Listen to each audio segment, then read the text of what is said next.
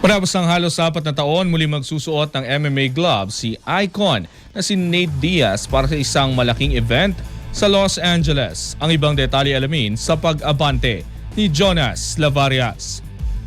Formal nang inanunsyo ng Most Valuable Promotions ni Jake Paul ang pagbabalik ni Nate Diaz sa MMA para harapin si Mike Perry sa May 16 sa Intuit Dome.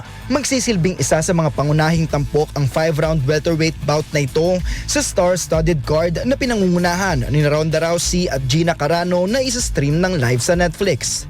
Huling lumaban sa cage ang 40 anyos na si Diaz noong September 2022 kung saan tinalo niya si Tony Ferguson via submission bago sumabak sa mga crossover boxing match laban kina Paul at Jorge Masvidal.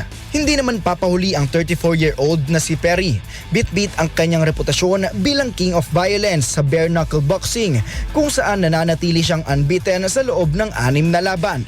Bukod sa Diaz-Perry at Rousey-Carano, kasado na rin sa nasabing event ang heavyweight clash sa pagitan ng dating UFC champion na si Francis Ngannou at Philip Lins. Inaasahang magiging isa ito sa pinakamalaking event sa kasaysayan ng mixed martial arts dahil sa pagsasama-sama ng mga pinakamaingay na pangalan sa isang unang MMA show ng MVP. Ako, si Jonas Lavarias, Abante Sports, now na.